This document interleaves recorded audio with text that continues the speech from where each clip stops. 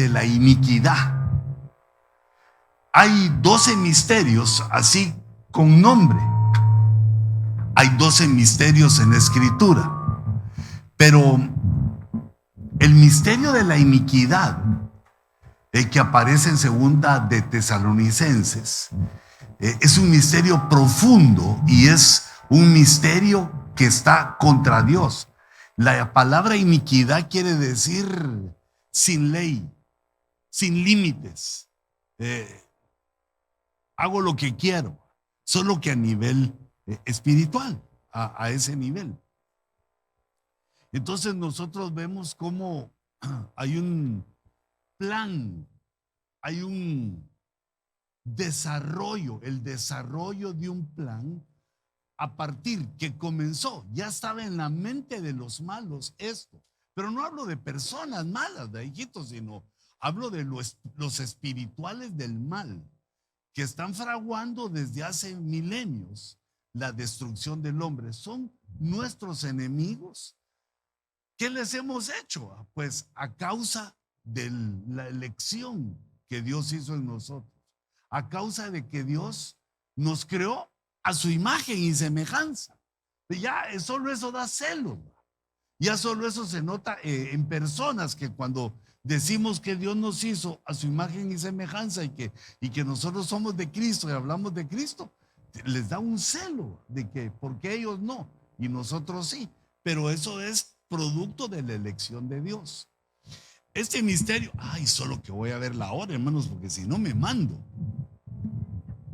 ¿verdad? Porque allá en Los Ángeles es más temprano que aquí. Entonces, fíjense, comenzó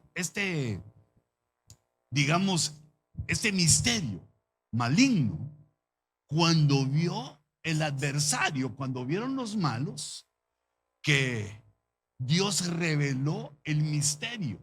Dios reveló su misterio, que está en 1 Timoteo capítulo 3 y verso 16. Dice que este es un mega misterio. Es un misterio gigantesco. Dice que este misterio es de los más grandes. Y es el misterio con el cual se revela Jesús. Es un misterio que está definido en 6 pasos y que hablan del Señor Jesucristo, que de ese misterio que Dios toma cuerpo humano, se hace mortal, se mete a la realidad humana, el creador de todo. Ese es el misterio. Es el misterio de 1 Timoteo que nos dice que toda la doctrina que tenemos debe estar enmarcada en estos pasos, en estas declaraciones que da Dios acerca del misterio de que Dios tomó carne y fue presentado ante los hombres, rodeado de ángeles, que murió y resucitó. Ese es el misterio de la piedad. Cuando los malvados vieron cómo se desarrolló ese misterio, porque eso nadie lo sabía, se recordarán que Mateo 4 le pregunta, el enemigo le pregunta al Señor, ¿eres tú el Hijo de Dios? Él no sabía bien, aunque otros malos sí lo sabían, pero quería Satanás que el Señor lo reprenda, quería oír de Jesús que él dijera que era el Hijo de Dios. Nosotros somos hijos de Dios, pero Jesús es el Hijo único en su género, Hijo unigénito, único en su género, porque Él es Dios mismo, procede del Padre. Nosotros somos criaturas, no hay que confundir una cosa con otra, el Hijo con los hijos, porque como Dios es Padre, pues tiene muchos hijos. Entonces sucede que cuando los malvados miran cómo hace Dios, revela Dios el misterio de la piedad en Cristo, empieza a funcionar el misterio de la iniquidad como queriendo imitar. Bueno, tal vez no como queriendo, sino imitando lo que el Padre, el Hijo y el Espíritu Santo hacen, imitándolo para que en un tiempo de desarrollo de ese misterio hagan lo mismo, solo que, digamos, imitado, solo que es una imitación. Y yo entiendo entonces que todos los humanos, todos los hombres que hemos vivido sobre la tierra, como somos hechos a la imagen y semejanza de Dios, en nuestra genética tenemos el aviso de cómo va a ser nuestro encuentro con Cristo en la tierra. Todos en nuestra genética tenemos, porque si no, ¿por qué nos convertimos? Si no, porque alguien nos habló de Cristo y nosotros dijimos que sí. Y hay otro montón de gente que se le habla de Cristo y dice que no, o lo ponen en espera. Pero ¿por qué nosotros hemos dicho que sí? Bueno, y millones de gente. Porque en nuestro ADN tenemos la partícula de la fe. Y cuando oímos y cuando supimos que el verbo se hizo carne, que murió, que resucitó, que predicó, cuando leemos las palabras como que se activa algo en la fe del ADN y entonces creemos. Pero el engaño final lo que procura es que esa partícula que sabe que eso que tenemos en el ADN, de cómo va a ser esa situación, sea engañosa y lo realice uno que se llame anticristo, contra Cristo, un falso Cristo. Este anticristo, el marcador entre más grande procede o provoca más respuesta. A este se le llama de varias maneras. Se le llama el hijo de perdición, se le llama anticristo. Pero anticristo solo el apóstol Juan le llama, pero le llama hijo de perdición, varios nombres, pero yo quiero referirme a él como este nombre que le dicen que es una bestia. Como es una bestia, entonces tiene varias características. Digamos, una de las características por ser bestia es que no tiene espíritu humano, no espíritu. Porque esa es la diferencia con las bestias. Es que la bestia tiene espíritu de animal, digamos. No tiene el espíritu humano. El espíritu humano es, digamos, en ese sentido único, que porque nos hicieron a su imagen y semejanza, entonces es único nuestro espíritu. Digamos, otra cosa que podemos saber de la bestia es que se va a manifestar con una falsa paz. Pero una de las claves es que lo localizamos, o una de las formas de localizar es calculando este número, 666. Es un número clave para discernirlo, para observarlo, por dónde anda, por dónde va todo este plan maligno que se llama el misterio de la iniquidad, que se trata de que aparezca de pronto en medio de la humanidad el anticristo, esta bestia, y que la gente crea en él. Por eso es que todo es muy parecido. Lo imitó el misterio de la iniquidad al misterio de la piedad, imitado. Por eso, por ejemplo, vemos que esta bestia en el capítulo 13 surge del mar, de pronto surge. Vemos que una de las cabezas de la bestia muere y resucita. Empieza a hacer cosas, señales, maravillas, a la manera que hizo Jesús, pero está basada en una, ¿cómo diríamos? Basado en un poder que es, no que yo lo diga así, sino que la Biblia nos enseña que es un poder satánico, señales y maravillas que ante los ojos del hombre se realiza y que lo hacen asombrar y creer que es algo, pero tiene un respaldo diabólico. Y esto es en parte lo que Dios quiere revelarnos, en parte quiere que nos apercibamos de que viene aquí una fuerza engañosa sobre la humanidad y que si uno no está firme, si uno no está entendido, puede caer en el engaño. Mira cómo es el hombre que es más fácil que crea en el engaño que crea en la verdad. Cree más en el Rolex que cuesta $100 que en el Rolex que cuesta 14,000, porque, bueno, tal vez porque el de 14,000 no lo puede comprar, ¿verdad? Pero uno debe de entender que la verdad es la verdad y que no puede haber Rolex de a 100. Casio de a 100 sí, pero Rolex no. Y nosotros muchas veces nos dejamos o tenemos el peligro como humanos de tropezar, caer y ser engañados. Entonces, ese 666 aparece en Apocalipsis 13:18. Este es un número muy sugestivo, digamos. Sugestivo porque en la escritura el número 13 es un número que nos habla de rebelión. Y el número 18 se puede obtener de sumar 3 veces 6, que es pues el número que estamos buscando.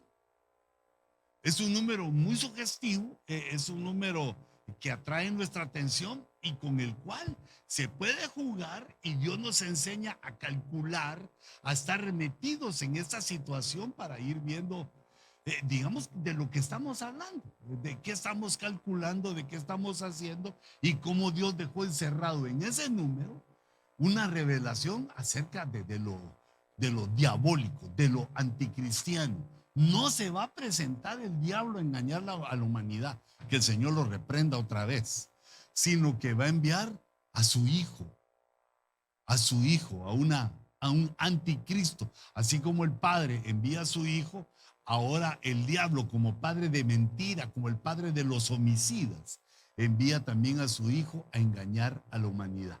La humanidad es el botín, nosotros somos el botín, las almas de los hombres son el botín que se está, digamos, jugando ahí. Dios ofreciéndonos la verdad y la fe en su palabra, y Él va a ofrecer señales y maravillas.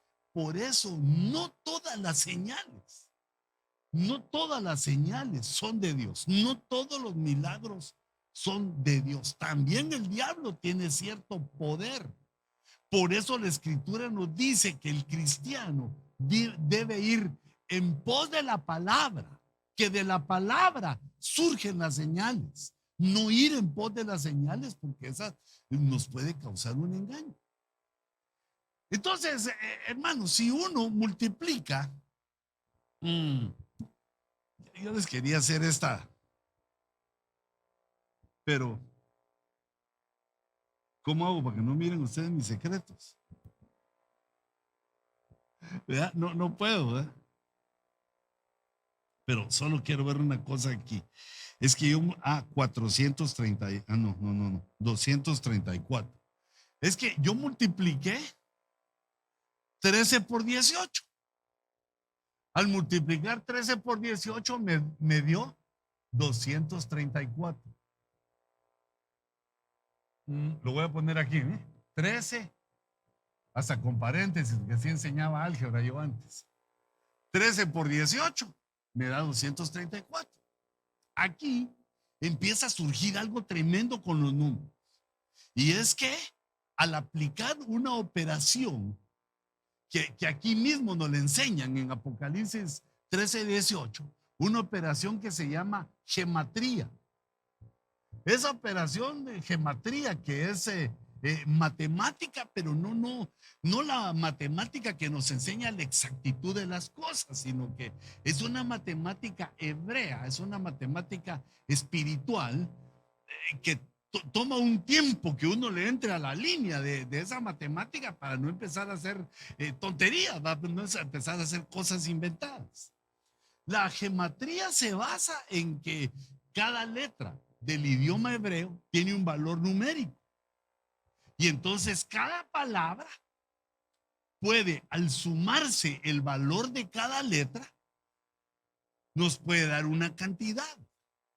Y nos induce Apocalipsis 13:18 a que el nombre del anticristo, al aplicarle gematría, va a dar 666. calculando desde hace muchos, desde hace cientos, desde hace miles de años, los cristianos hemos encontrado muchos. Por ejemplo, el emperador romano Nerón, su nombre daba 666. Por ejemplo, el alto cargo de una religión que se llamaba el vicario de Cristo en la tierra, al ponerlo en el idioma romano, Vicarius Filis Dei, da 666 también. Así nuestros hermanos, los padres de la iglesia, los que han venido antes que nosotros, han ido siguiendo una línea por donde el misterio de la iniquidad se ha ido desarrollando. Entonces, Apocalipsis 13:18 dice que el nombre de la bestia es el número, y el número es 666. Y que quiere decir que para localizarla vamos a tener que aplicar esta gematría. Digamos, la gematría aquí se usaría, pero para no arruinar aquí, lo que voy a hacer así como que estuviera en mi computadora. Mira, la gematría de 234 es 2 más 3 más 4, que da 9. El número 9 quiere decir algo nuevo, algo novedoso, algo nuevo, digamos, y viene de 9, nuevo. Y en muchos idiomas también se acerca a la palabra nuevo, el número 9. Pero, fíjate, si yo busco el inverso de este número, no es clase de geometría, hermanos, ni de álgebra, sino que el inverso es darle vuelta. En lugar de 234, si le pongo el inverso sería 432. Si al número por el que multipliqué 13 por 18, 234, le busco el inverso y lo sumo, me da 666. Como que ahí hay algo. Y 666, al sumarlo, al sacarle la gematría, es 6 más 6 más 6, 18. Pero mejor lo voy a poner aquí para que se mire. 6 más 6 más 6, 18. Pero la gematría de 18 es 1 más 8. Otra vez 9. Tremendo. Ahora fíjate, si a ese inverso, 432, voy a seguir aquí. Si a 432 lo divido entre 2, me da 216. Digamos, la mitad de 4, 2. La mitad de 3, 1, llevo 1, la mitad de 2 es 6. 216. Y 216 es un número que se obtiene de multiplicar 6 por 6 por 6. Lo que te quiero decir es que Dios va encerrando el número para que hagamos los cálculos y juguemos con los números y sepamos que, hey, aquí algo pasa. No es una casualidad matemática esto, sino que Dios lo diseñó para que fuéramos en pos de el cálculo, no solo de quién es el anticristo, sino de su número, de todo el misterio de la iniquidad. Solo fíjate, antes de que siga ahí, con negro, los negros caen bien. Entonces, los marcadores, ustedes se sonríen, digo, ellos son mal pensados, los hermanos. ¿Por qué? Fíjate, esta es una línea del tiempo. En la línea del tiempo nosotros estamos esperando este momento que se llama el rapto. Nosotros venimos por aquí, en algún momento del tiempo venimos caminando, digamos, voy a poner aquí la cruz de Cristo, mira, aquí comenzó la historia para nosotros, para los cristianos.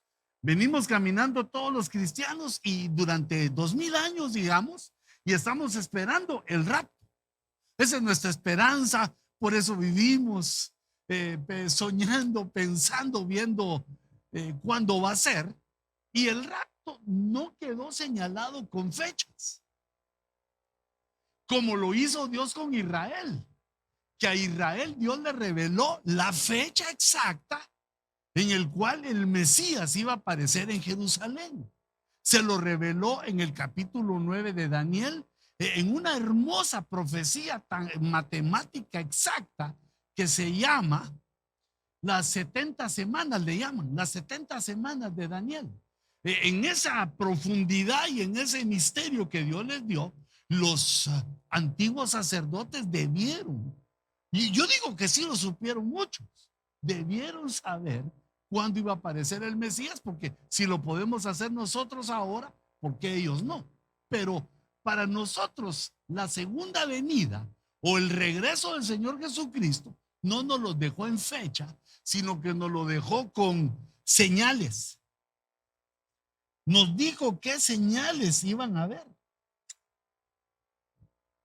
Y entonces nosotros venimos aquí y vemos las cosas, digamos, las cosas que están pasando en la tierra. Fíjate, por ejemplo, ¿en qué mente a quién se le hubiera podido ocurrir que en Estados Unidos no hayan carros nuevos para la venta? Yo me hubiera reído si me lo dicen hace un par de años. No lo hubiera logrado pensar. O digamos que, bueno, todas las cosas que están sucediendo, ¿para qué pongo tanto ejemplo? Sino que los hermanos entendieron juntamente con nosotros que antes del rapto, antes de que comience el período de la tribulación,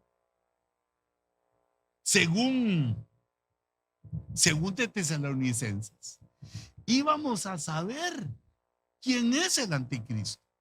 Es una de las señales que el anticristo, con todas, bueno, hay muchas más señales, pero con todas las señales que nos da la escritura, debemos de saber quién es toda la iglesia. Yo pienso que la iglesia consagrada, porque muchos dicen que son iglesia y no lo son. La característica que tiene que tener la verdadera iglesia es que está compuesta por personas que nacieron de nuevo. Personas que cuando pecan se arrepienten, lo entienden y lloran su pecado. Bueno, no se arrepienten, nos arrepentimos.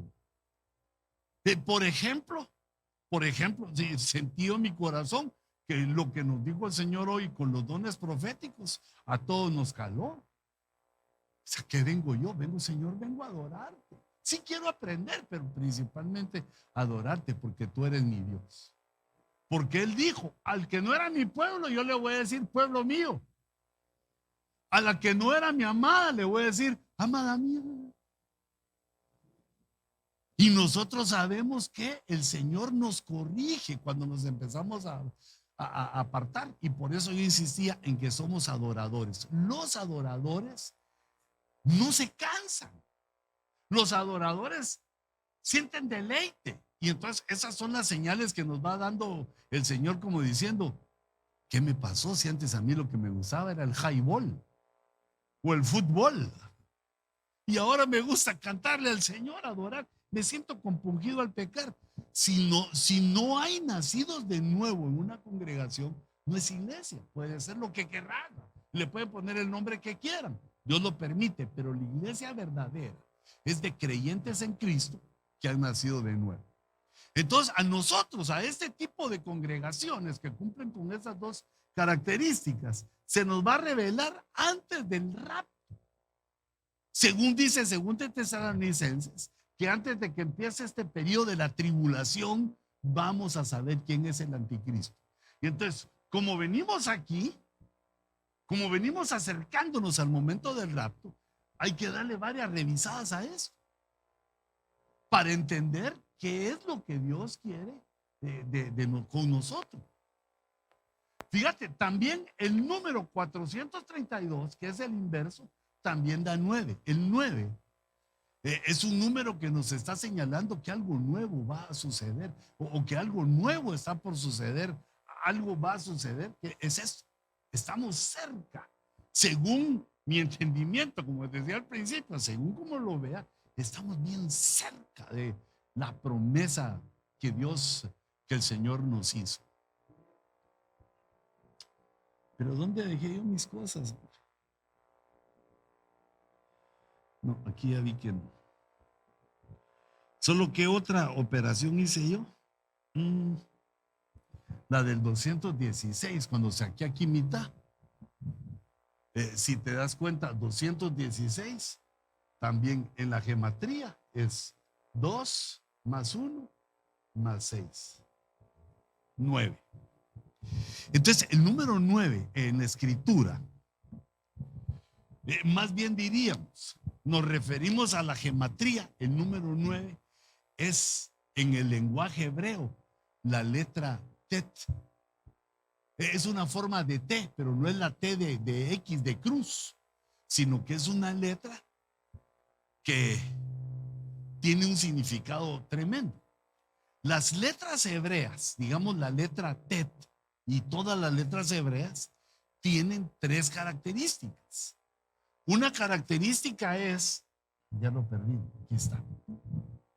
Pero ya no tengo espacio. ¿Qué hice yo? Voy a borrar eso, ¿no?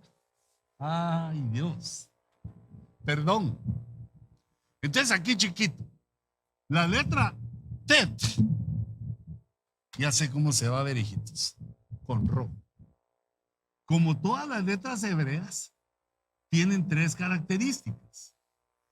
La primera es el fonema, como suena. Yo como hispano, va, Tet, Tet. Pero los hebreos echan ¿verdad? Pero digamos nosotros, primero tiene un sonido, es un fonema. Segundo, tiene un valor numérico, que es 9. Por eso, como vimos aquí, que todos estos números 666, al jugar con estos números, el 666 se nos va convirtiendo en 9, 9, 9. Y el 9 es la letra Tet. Pero también tiene un significado que se llama pictografía. Pictografía, que quiere decir que la letra tiene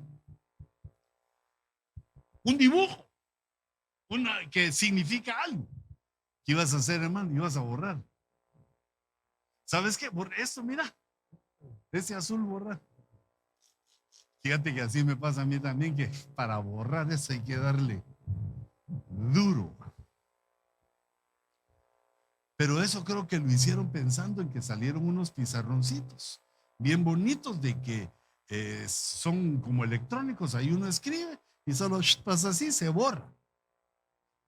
Digo yo, ¿pero por qué? Le digo, mijo, ¿por qué no tenemos nosotros, a mi hijo allá, ¿por qué no tenemos nosotros de esos pizarroncitos, sino que ahí? Sí, papá, porque cuestan $5,000.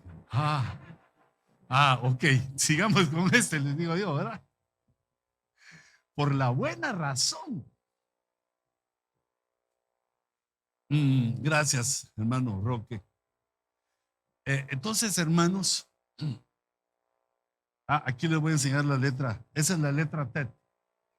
Esa que está ahí, mira. Dice que es figura de una vasija de barro. La pictografía es una vasija de barro. Y cabal así se ve, ¿verdad? Que tiene un contenido y en la parte de arriba, pues una parte que permitiría que los líquidos salieran, se derramaran.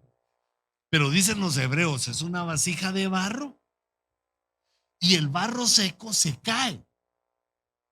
Refiriéndose a que el barro es nuestra humanidad, hijitos. El barro es la vana manera de vivir que nos enseñaron nuestros padres y con lo cual tropezamos muchas veces porque es como fuimos hechos en la vida, con formas de pensar, formas de entender, pero al llegar a Cristo se nos empieza a caer ese barro. Y también, bueno, entre las cosas es que la palabra Adán, su gematría en hebreo, Adán, da 45 y 45 también es 9. Hermano Manuel, ¿no me ayudarías a hacer para allá un poquito para que vean mi... ¿verdad? Como tiene ruedas, sí, hermano. Sí, así decíamos antes que si mi abuelita tuviera ruedas sería bicicleta, decíamos antes, ¿verdad? Pero y ustedes ven ahí, hijitos. Bueno, si se quieren mover, no me enojo. La cara sí la tengo, perdón, va, pero eso la creó Dios específicamente para dominar el alma de la hermana Cúpula. Cara de bravo, así de que para hacerla campeona en disciplina, en hazañas majestuosas, como lo hacen las mujeres. Entonces, fíjense, vengo yo ordenando esos pensamientos y le digo, Señor, pero la bestia, el hijo de perdición, dame algo. Y entonces hay cuatro, digamos, facetas, cuatro puertas de donde hay teorías que dicen que por ahí va a venir el anticristo. Hay una teoría que dice que viene de los hebreos. O otra teoría, porque recuérdense que no todos los judíos, no todos los hebreos son hebreos. Ahí estaba Judas. Puede venir de los gentiles. Hay otra teoría que puede venir del Islam y todas se miran poderosas, hijitas. Todo se mira poderoso. Son teorías, pero una teoría es algo que por los datos que tiene una mente sugiere entender o explicar una situación, pero puede ser que falle. Se expone una teoría para que todos los demás vean la teoría y den su punto de vista y quede firme o diga esa teoría no sirve porque falla aquí y aquí, acá. Las teorías las forman aquellos que conocen un tema.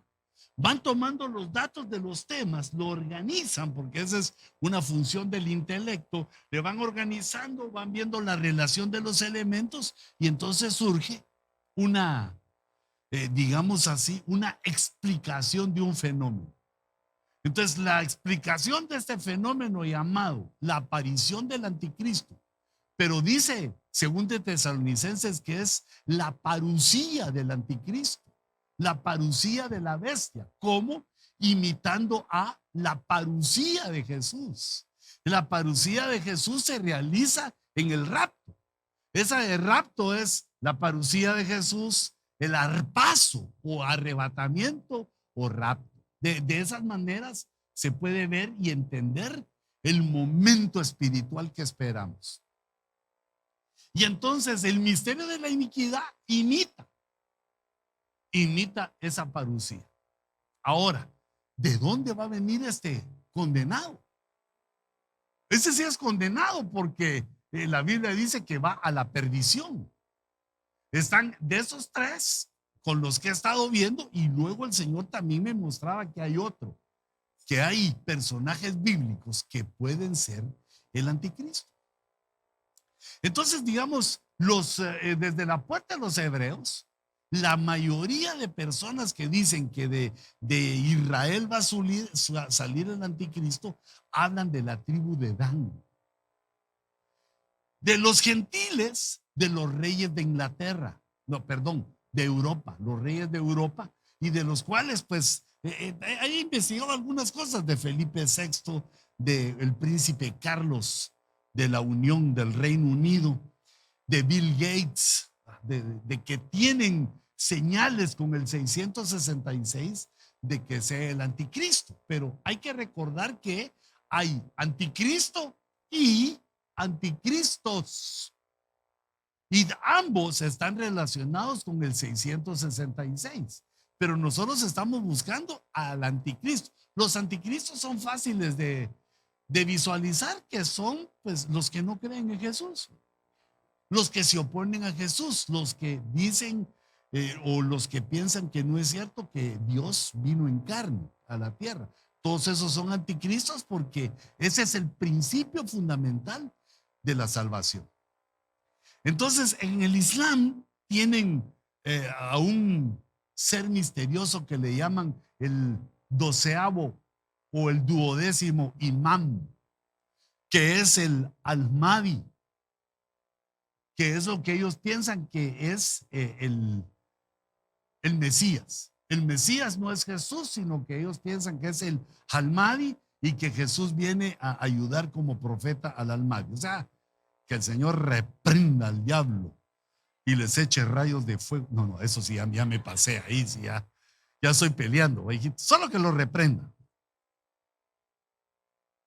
Pero también,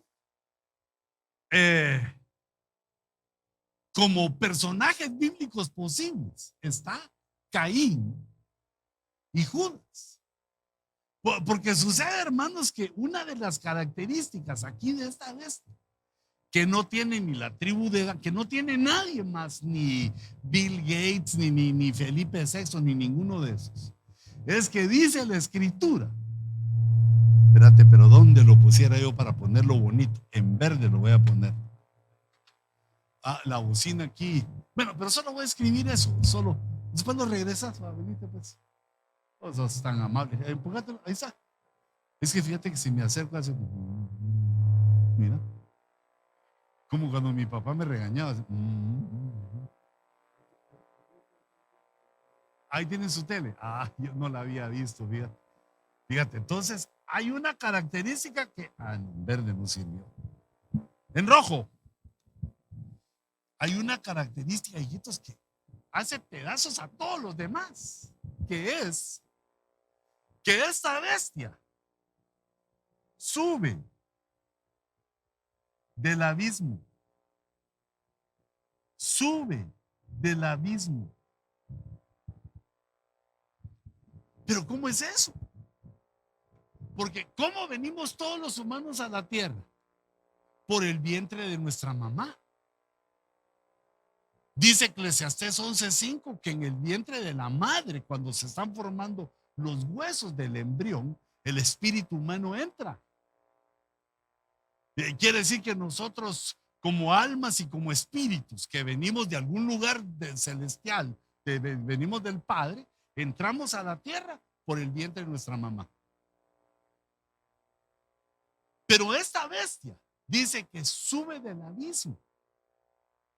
Y nosotros entendemos en la Biblia que el abismo está abajo, que el abismo está en las profundidades de la tierra. Fíjate, esa es una clave. La otra clave es que dice que la bestia que era no es y vendrá. Habla de 3 tiempos. La bestia que era pasado no es en el presente. Pero ¿cómo si era? Quiere decir que ya vivió. Ya estuvo en nuestra realidad como nosotros estamos ahorita. ¿Y cómo hace una persona para salirse de esta realidad? Muriéndose. Cuando este era, vivía entre la tierra, vivía con los humanos. Ahora no es. ¿Y por qué no es? No está en esta realidad. Oh, entonces, ¿dónde está? En el abismo. ¿En dónde se encuentra? En el lugar de los muertos. El lugar de los muertos, el Hades, está, como le llamaban los griegos, está en la profundidad. Era, vivió. Por eso pongo ahí a Caín y a Judas. Pero ya no están, pero dice y vendrán. Y entonces se cumple con que sube del abismo. Esto aclara un poquito, le da un luzazo a uno de los misterios que hay en la Biblia, en la cual nos cuenta el apóstol Judas que Satanás peleaba con el arcángel Miguel por el cuerpo de Moisés. Siempre la incógnita, ¿verdad? ¿Y para qué quiere el diablo un cuerpo? ¿Y por qué quería un cuerpo? ¿Y por qué Dios envía a defender ese cuerpo? Y como dicen los hebreos, que Moisés fue enterrado en un lugar secreto. Nadie supo dónde. Ni el diablo, porque se quería robar el cuerpo. Pero ¿para qué? ¿Por qué? ¿Qué maquinaciones tenía en el misterio, con el misterio de la iniquidad, para darle alguna forma al misterio de la iniquidad? Pero vemos que ahora tiene a alguien, porque hay alguien que sube del abismo. Y esa característica hace que los demás se queden chiquitos. ¿Vamos bien, hijitos, o voy solo? Como aquellos ciclistas que van. Entonces, fíjate, mira esta cara que me conseguí googleando. Puro el anticristo. Este pobre sí nació así.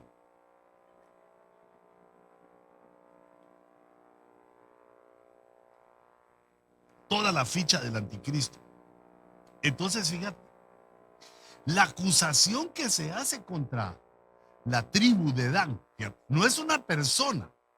Esta teoría no es una persona, sino que es que de la tribu de Dan va a surgir el anticristo. Y entonces estos se basan, porque, hijito, me imagino, de alguna manera vas a oír en que alguien diga esa teoría, pues si a mí me gustaría que la sepas, y que sepas también por qué esa teoría falla, porque, digamos, tendría que, ese de la tribu de Dan, tendría que subir del abismo. No es que esté, que haya nacido, digamos, en nuestra generación, sino que si ya está en medio de la humanidad es porque subió.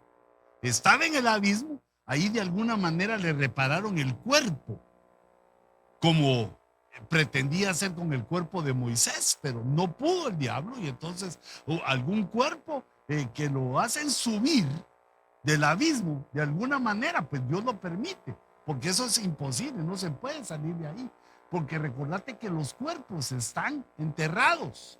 Cuando una persona se muere, los cuerpos están enterrados. Lo que se va al abismo, lo que se va al lugar de los muertos son almas. Pero han de haber tenido, o el misterio de la iniquidad ha de haber reunido varios cuerpos allá y querían el de Moisés para utilizarlo, porque imagínense cómo engañaría a Israel el enemigo si lograra llevar a Moisés ahí. Pero fíjense el verso que hace pensar esto de Dan es Génesis 49:16, cuando Jacob está regañando a sus hijos y le está diciendo lo que viene para ellos en el futuro. Y entonces Adán le dice esta primera cosa, que él va a ser un líder de su pueblo. Dan juzgará a su pueblo. Y recuérdense que la falsa paz, la paz falsa que va a emitir la bestia, se basa o entendemos que está basada en el conflicto en el Medio Oriente entre musulmanes y hebreos. Entonces, la fuerza que tendría, piensan esto, que fuera, digamos, el engaño con un hebreo para convencer a esa nación de que haga la paz y que le entregue lo que quieren los musulmanes y que haga la paz con estos. La falsa paz es no solo entre Estados Unidos o no solo capitalismo y comunismo, sino que es el conflicto que hay en el Medio Oriente, que es, digamos, espiritual. Es los musulmanes queriendo imponer su religión a sangre y fuego, y los hebreos defendiendo su religión y su territorio. Pero entonces dice aquí, este de la tribu de Dan va a juzgar a todo Israel, a todo su pueblo, como una de las tribus. Ese es el primer concepto que nos da, autoridad. Entonces dicen, como el anticristo va a tener autoridad. Luego en el verso 17 lo relacionan con la serpiente. Dan, serpiente junto al camino. Dan, serpiente junto al camino. Y esto es muy interesante porque cuando Israel acampaba en el desierto, se dividían en 4 falanges, en 4 columnas, que rodeaban el tabernáculo de Moisés. Y en la columna norte, el estandarte que se levantaba era el de la tribu de Dan. Dan era una tribu con autoridad, como dice Génesis 49. Se levantaban ellos y su bandera era la bandera del águila. Fíjate, llevaban las banderas como los seres vivientes. Uno llevaba, Dan llevaba el águila y Efraín llevaba el becerro. Otros tenían un rostro de ángel, llevaban las 4 facetas de los seres vivientes. Y otro, Judá, el león de la tribu de Judá.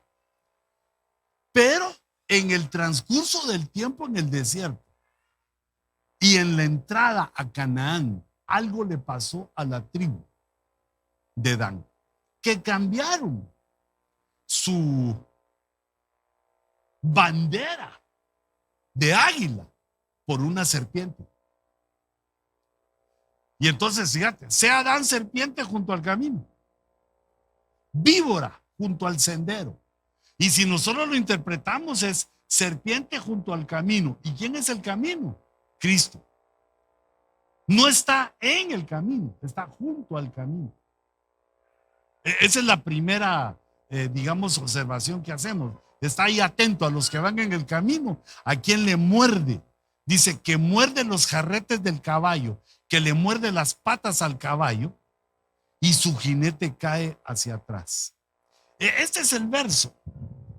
Esos son los versos, porque son 3, ¿va? Tu salvación espero, oh Jehová. Pero esos son los versos que hacen que se piense en Dan como la tribu de la cual sale el anticristo. Me parece, hasta aquí interesante, solamente por el hecho que les decía que falla, es que ¿cómo hace para subir del abismo este? Aunque fíjense lo que pasa. En este punto podemos entender que al revisar en la versión de las Américas, el camino y la serpiente solo aparece en 2 versículos. En el versículo en el cual nos habla el Señor de que Dan se convierte en una serpiente junto al camino, y también en Proverbios se nos habla que de las cosas que el hombre ignora es el camino de la serpiente sobre la roca. ¿Cómo hace la serpiente para ir moviéndose sobre la roca? El camino es Cristo y también la roca es Cristo. Que el camino que la serpiente tiene sobre Cristo, sobre el camino, no se puede entender. Como que no deja huella, no deja rastro. Y entonces, fíjate cómo nos lleva el Señor: el camino y la serpiente, Cristo y la serpiente, la roca y la serpiente. Pero la Biblia dice que la iglesia, nosotros, toda la iglesia, ministros y ovejas, toda la iglesia,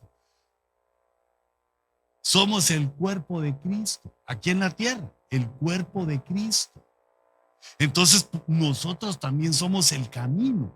Cuando alguien nuevo viene y nos mira cuál es el camino que seguimos. Ven el camino en vivo y a todo color. Miran a la roca, porque aquí hablamos de Cristo. Nosotros somos el cuerpo de Cristo y por lo tanto se nos puede aplicar a que formamos parte del camino y a que somos también la roca. Quiere decir que esta serpiente se va a movilizar contra la iglesia, porque así es el objetivo. El objetivo del anticristo es presionar a la iglesia para que apostate, para que rechace a Cristo, para que con su boca confiese cosas contra Cristo. Y a los que no han creído, engañarlos para que crean en Él. Es todo por eso es el misterio de la iniquidad. Es un plan diabólico contra el hombre. Y no nos damos cuenta, bueno, a menos solo nosotros, la humanidad no se da cuenta porque, pues es un engaño. El engaño es que el engañado no sabe lo que trama el engañador.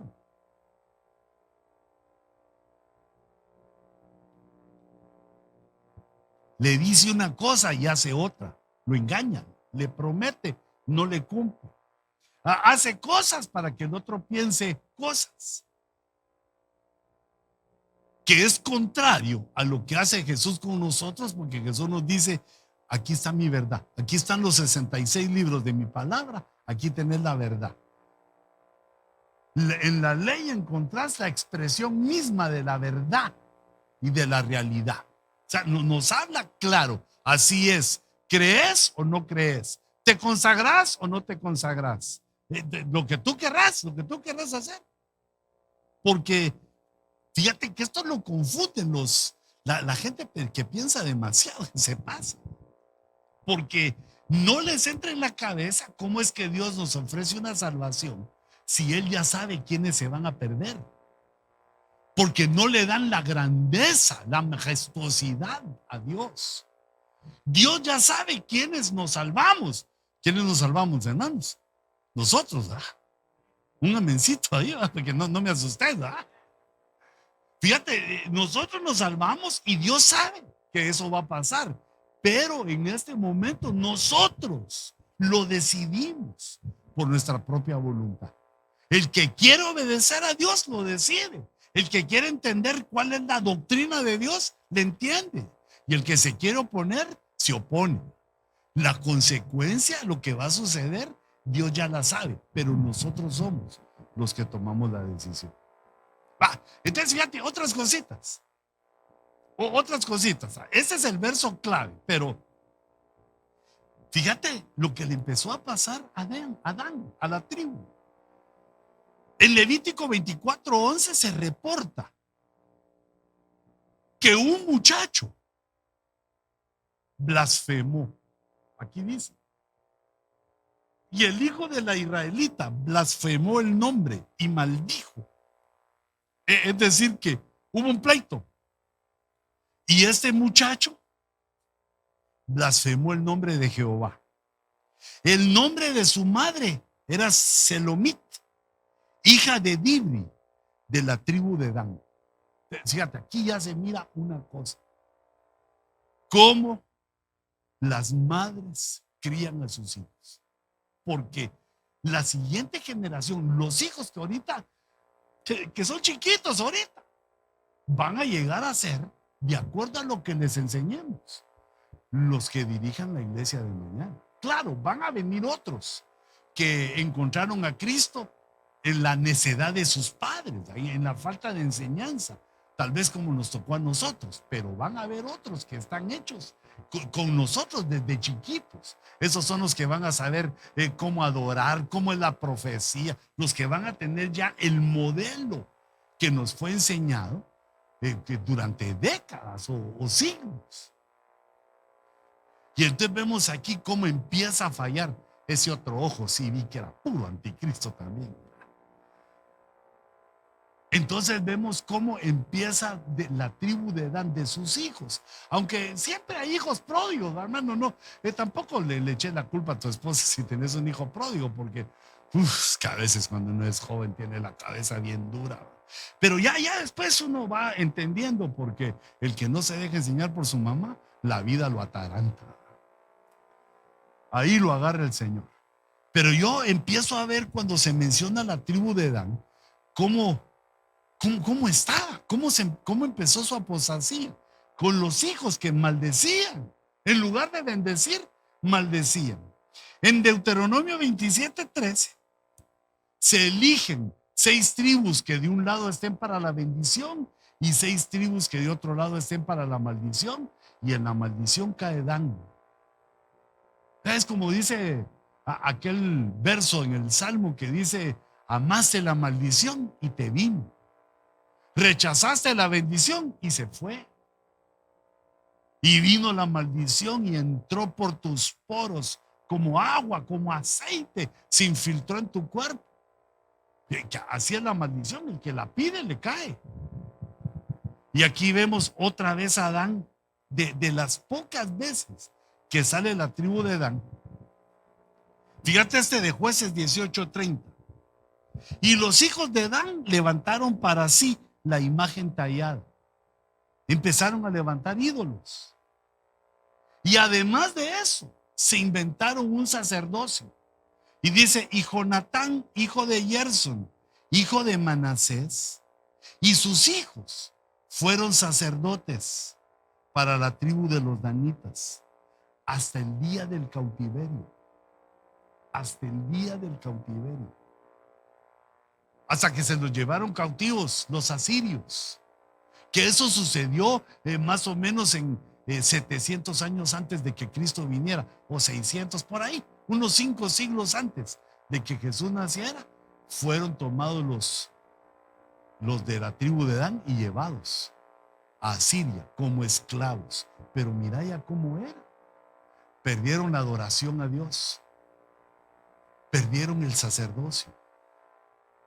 Y es que, fíjate que hubo sacerdotes malos, es cierto. De la misma manera como pasa en la iglesia, que también hay ministros malos, hay pastores malos, hay evangelistas malos también, hay evangelistas borrachos, hay profetas alocados, hay bueno, hay malo y hay falso. Porque la humanidad, la debilidad humana, si no estamos bien ministrados, si no estamos bien paraditos, se nos sale lo malo.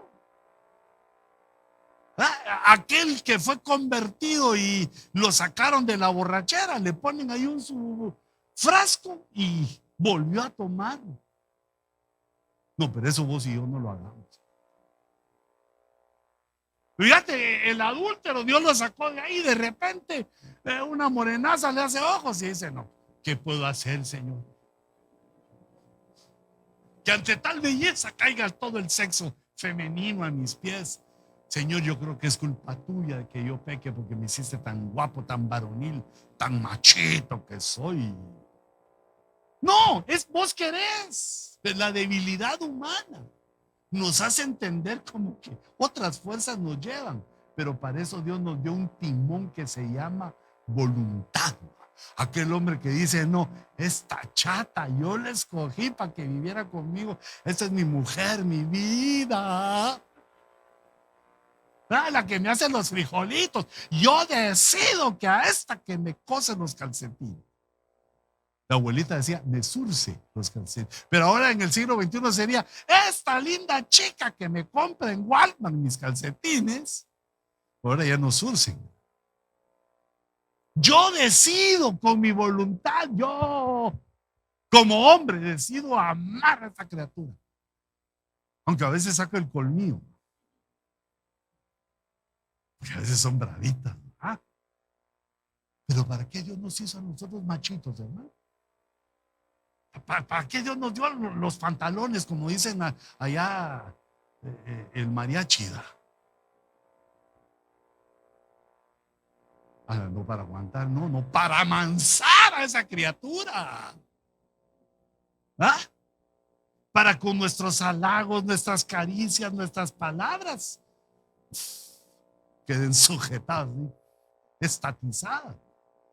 Pero yo a lo que me estoy refiriendo es el poder de la voluntad. Esto es lo que yo quiero. Yo lo decidí. Yo me casé con ella, sí, sí, pero hermano, es que antes estaba más jovencita. Sí, vos también. Juntos vamos envejeciendo, juntos vamos engordando. Pero procura que, fíjate cómo cuesta bajar de peso después. Yo creo que cuando uno come frijolitos hay que contar los granitos para no mandarse. Bueno, fíjate, si tenemos voluntad para eso, para todo. ¿Acaso no tenemos voluntad en el trabajo? ¿Acaso no tenemos voluntad en todas nuestras actitudes, en nuestras acciones? La voluntad es la que nos va dirigiendo a donde debemos ir. Si tomamos decisiones malas, sufrimos las consecuencias.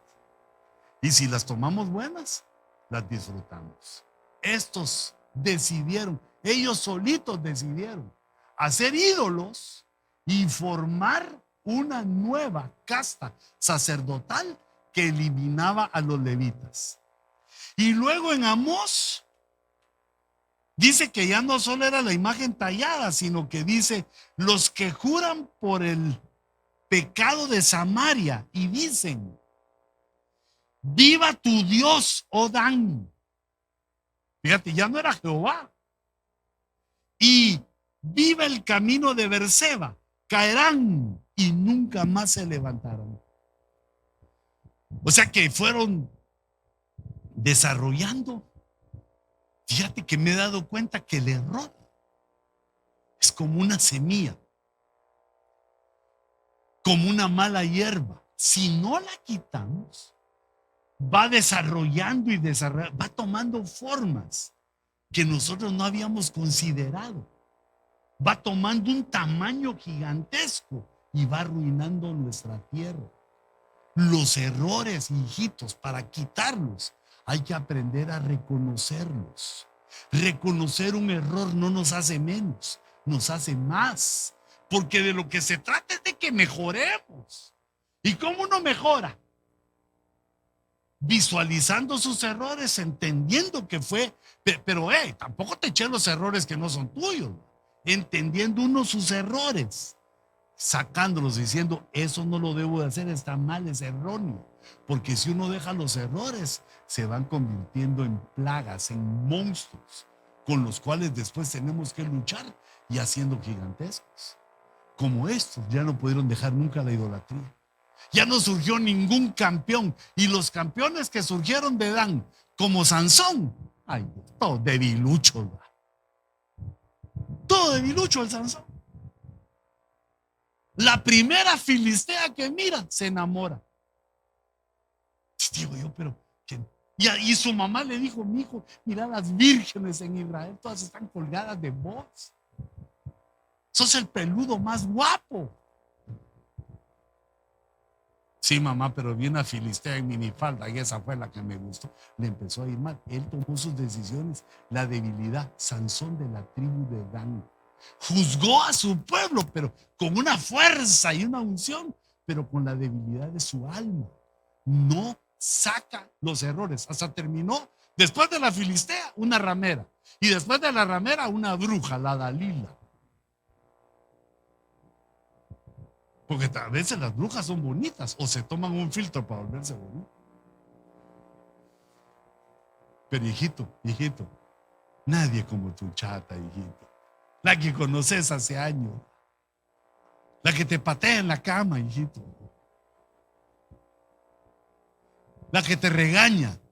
Pero como dijo aquel de YouTube, que sale que su esposa le está dando una gran regañada y le mete un par de trancazos delante de sus amigos. Y entonces él le dice a sus amigos, es por mi bien, muchachos. Es para que me corrija. Hijita, tampoco te mandes, ¿verdad? Pero bueno, fíjate cómo se les había metido esto a los danitas. Por eso es que piensan que de ahí viene, porque se hicieron totalmente apóstatas. Mira lo que dice aquí. Dice, y de Dan dijo, en Deuteronomio 33, verso 22, Dan es cachorro de león que salta desde Basán. La versión oro dice, así mismo dijo Adán.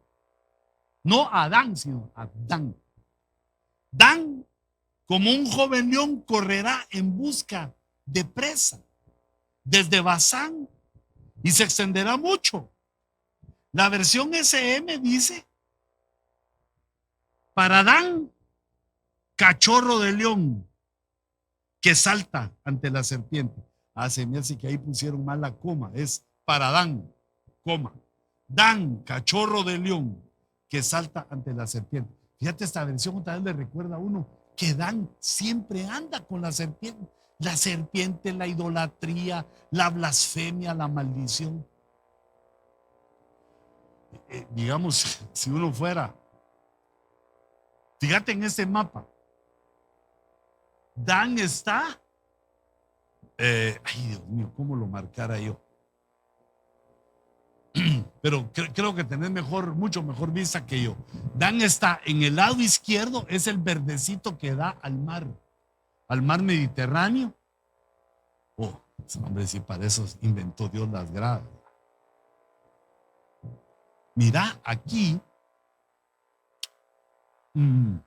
está Dan, ¿verdad? En esa parte verdecita.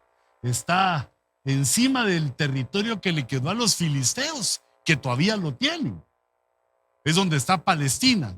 Filisteos era antes, ahora de Filisteos se transformó en Filisteo, Filisteo, Palisteo, Palestina. Los romanos le pusieron el nuevo nombre Palestina. Sobre Palestina está Dan. Dan tuvo que haber conquistado el territorio de los filisteos, pero no lo hizo. No pudieron. No pudieron conquistar el territorio y por eso es que los filisteos lo tienen hasta hoy. ¿Y por qué no pudieron? Porque mira sus actitudes espirituales. Idólatras, blasfemos, rechazaron el sacerdocio. Y eso sí es peligroso.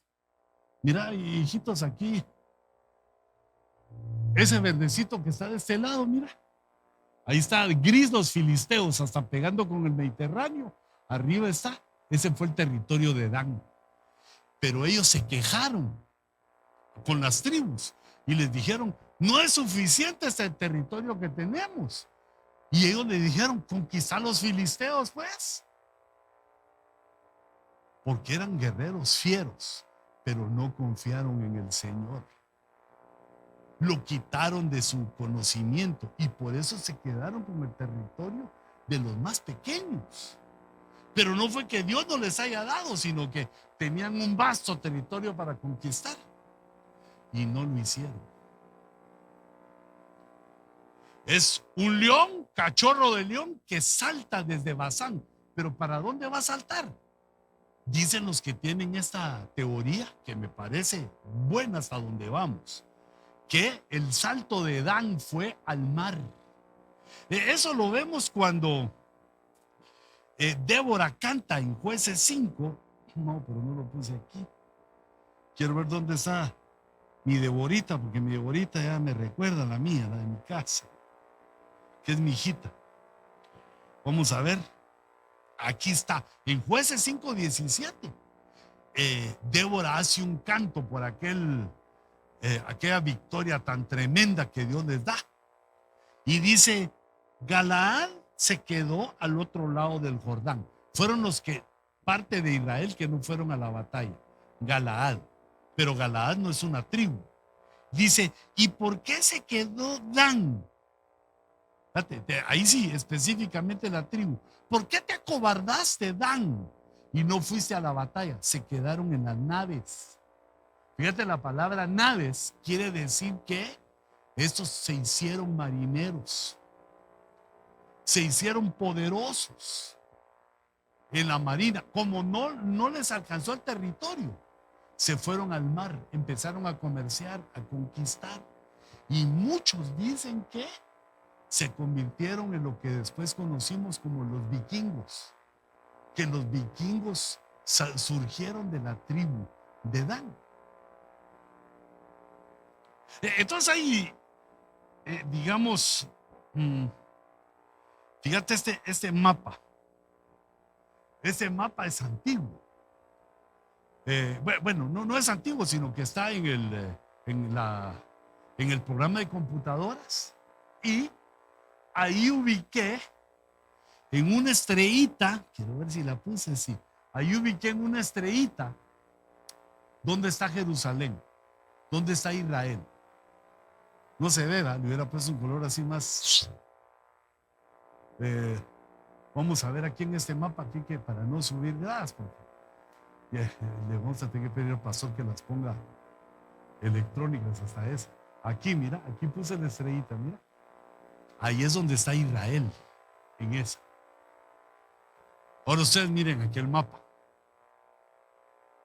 Ahí vivían los danitas. Se empezaron a hacer marineros hasta que vinieron los asirios y los conquistaron. Los asirios se los llevaron al norte, se los llevaron para arriba del mapa. Y ahí vivieron siglos conquistados. Todavía quedó la tribu de Judá y la tribu de Simeón, todavía quedaron David y todo. Siguieron adelante los hijos de David, los reyes de David, los reyes que descendían de David, pero ya el reino del norte, Israel, ya estaba con los asirios. Los conquistaron. Y entonces dicen los estudiosos que empezaron a subir en el mapa más al norte, yendo hasta la península de Escandinavia, pero ahí puse yo otras marcas, si no estoy mal, que ni yo las miro, pero ustedes sí las pueden ver, son unos solecitos que puse, porque ellos empezaron a marcar su camino, empezaron a dejar el nombre de los ríos con el nombre de Dan, el río Danubio, que es famoso en Europa. Se dice que su nombre viene de la tribu de Dan, porque recuérdense que en hebreo no hay vocales. Para poner en hebreo Dan solo se pone DN. Ahora, para poder leerlo en los otros idiomas le ponemos vocal, le podemos poner Dan, Den, Din, Dom, Dum. ¿Ah? Cualquier vocal ahí para que suene, porque solo DN no suena. Entonces, Dan Ubio, se dice que ellos, como serpiente en el camino, que fueron la serpiente. Ay, Dios mío, esta introducción que yo hago ya. ¿Cómo cuánto llevaré, pastor?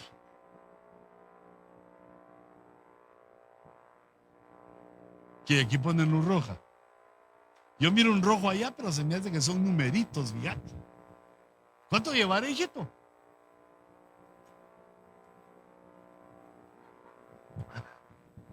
De introducción.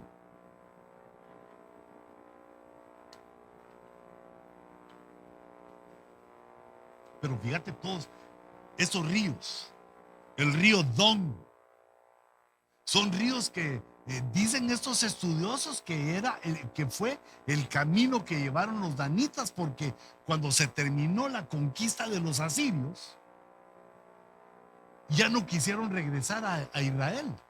Y por eso se les llaman las tribus perdidas. Son 10 las tribus perdidas que están diseminadas en el mundo. Las tribus perdidas de la casa de Israel, unos son los de Dan. Pero no solo el río Danubio, el río Don, hay un río que se llama Dniester, pero es DN, Dan, DN y Dniester. Y en un cuarto, yo no sé si hay más, fueron los que yo encontré poniéndole la lupa a mi mapa. El río Duna. Pero lo tremendo es que hay una nación que se llama Dinamarca. Dinamarca, que es la Danmarca, la marca de Dan, donde se asentaron, donde se cree que se asentaron, es en un país que se llama ahora Dinamarca. Tiene el nombre de Dan, la marca de Dan. Y está vecino a Alemania. Son los países escandinavos, son de los países del mundo que mejor están en todo el mundo, económicamente, socialmente, en todo, en salud. Son naciones que van a la cabeza, lograron alcanzar un alto grado de entendimiento social y viven bien todos. Pero estos fueron los vikingos. Estos salieron a conquistar, a arrasar, eran grandes guerreros que se convirtieron ahora en el país llamado Dinamarca. Ahora, Dinamarca pertenece a la Unión Europea. Y la Unión Europea es también sospechosa de que ahí va a salir el anticristo, porque tiene un poder global, todos los países unidos de Europa, por la tecnología, el poder económico, tienen una supremacía, digamos, mundial que está casi, más o menos, o paralelo al poder que tiene Estados Unidos. Están los tres grandes, que es Estados Unidos, Inglaterra y la Unión Europea. Y entonces, si Dinamarca pertenece a la Unión Europea y de la Unión Europea sale el anticristo, puede ser que surja de la tribu de Dan. Esa es la teoría. Y que convenza, que le haga entender a los judíos de hacer la paz por medio de él. La falsa paz que va a durar 3 años y medio hasta que se dé la abominación desoladora. Preguntas. 5 minutos de pregunta. No, ¿para qué soy? No, perdóname, Señor, ya dijiste que no hay que mentir. Bueno, o alguien quiere decir, se permite de esos chicos que vinieron aquí está el verso que les digo que es el que tiene que cazar el anticristo. Cuando hayan terminado de dar su testimonio, esos son los 2 testigos. La bestia que sube del abismo, ese no nació de mujer ahorita, sino que sube del abismo, hará guerra contra ellos, los vencerá y los matará. Verso 8 del capítulo 17. La bestia que viste era y no es, y está para subir del abismo e ir a la destrucción. Y los moradores de la tierra, cuyo nombre no se ha escrito en el libro de la vida desde la fundación del mundo, se asombrarán. Esos son solo 2 versos para el punto que decíamos. Este tiene que subir del abismo. Una de las señales claras que vamos a ver de la sobrenaturalidad del anticristo. Porque, hijitos, nosotros vamos a saber quién es. Porque así dice la Biblia. Sube del abismo. Pero imagínate los hermanitos que ni al culto van. ¿Va? Que un domingo no y el otro tampoco. Menos el miércoles. El viernes, olvidad. Le llaman sábado chiquito. Pero esto va a ser revelado y ya lo está haciendo para los hermanos, para los creyentes que avanzaron en esto, que están buscando el conocimiento y que saben que estamos bien cerca. Pastor. Sí. Algo ya interesante también es de que en el capítulo 7 de Apocalipsis, cuando menciona las 12,000 tribus de 144,000, no aparece Dan.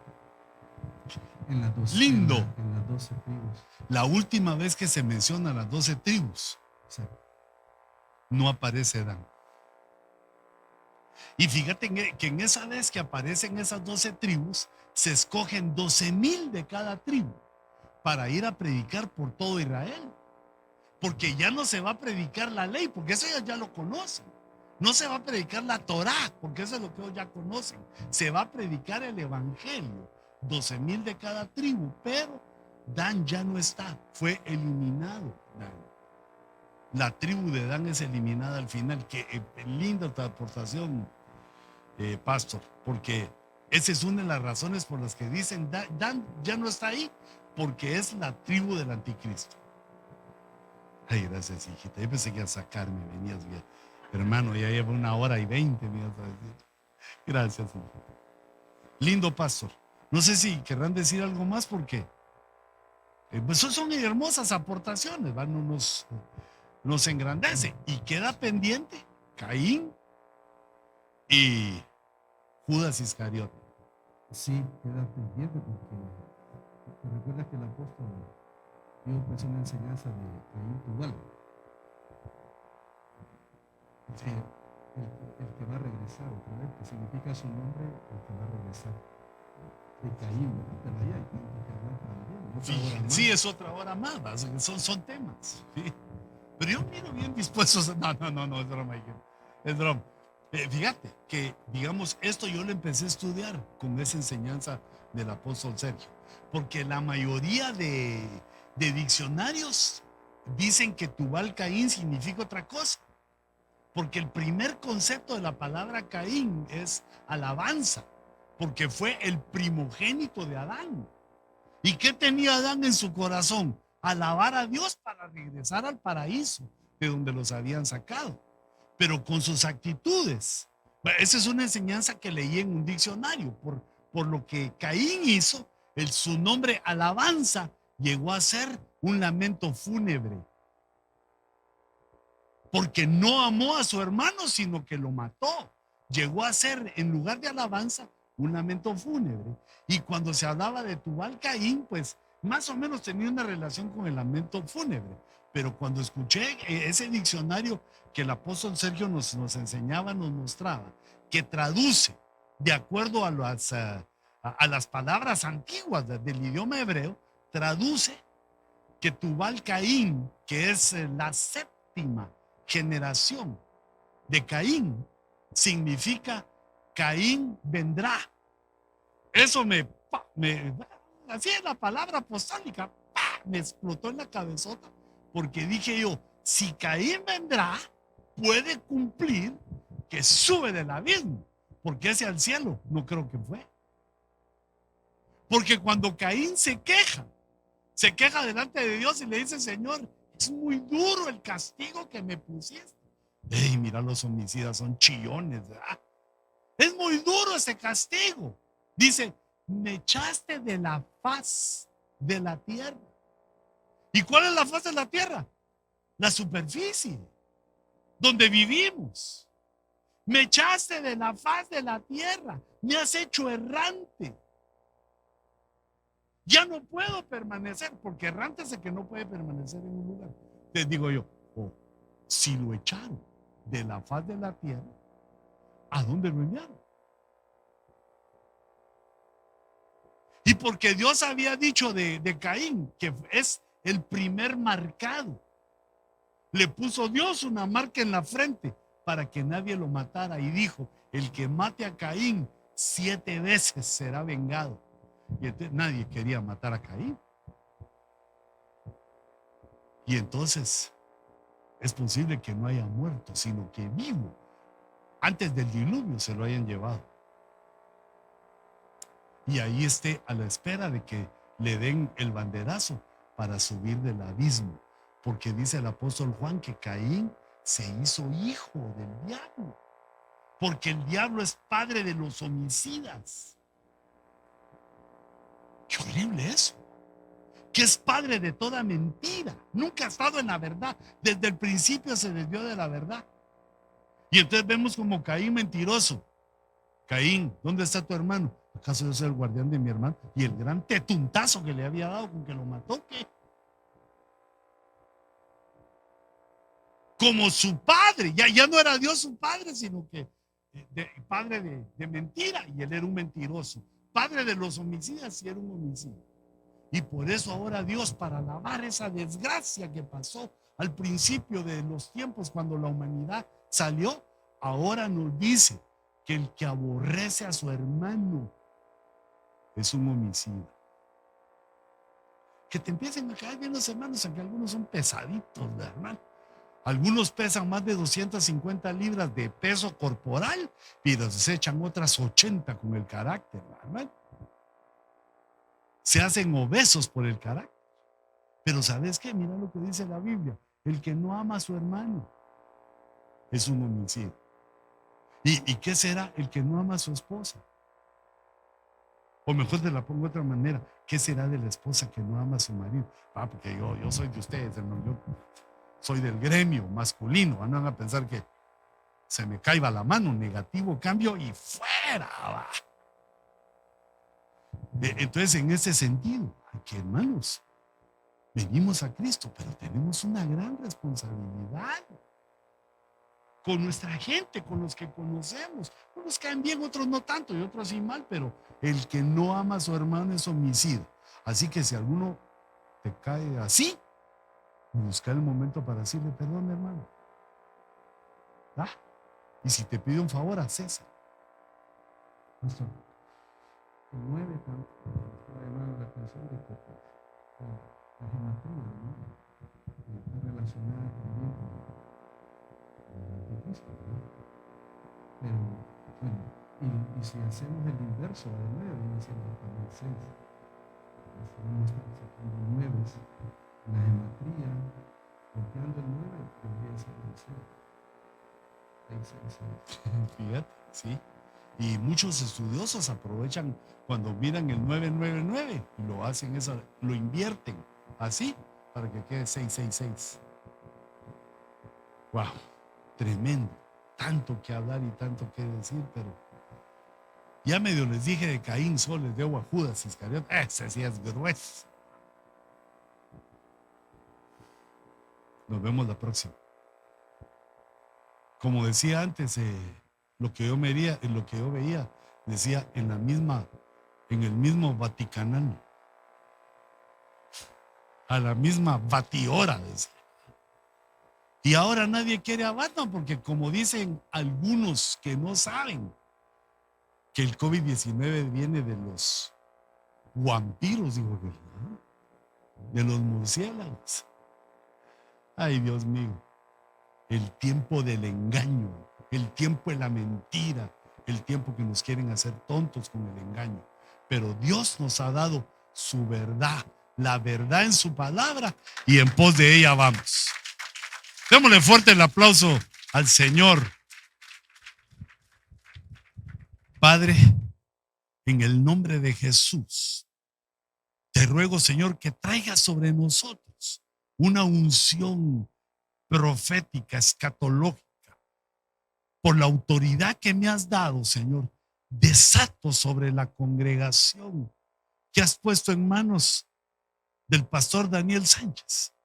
Te ruego que traigas una unción poderosa, profética, escatológica, y que levantes tu obra en medio de la oposición, y que levantes, Señor, la columna que sostiene la verdad, que es tu iglesia. Yo bendigo, Señor, a tu pueblo, y te ruego que nos guardes de toda mentira, de todo engaño, que abras nuestra mente para que no seamos engañados en ninguna manera, y que sigamos, Señor, tu verdad hasta tu venida. Así los bendigo, Señor, en el nombre glorioso y poderoso de Jesús. Afirma esta casa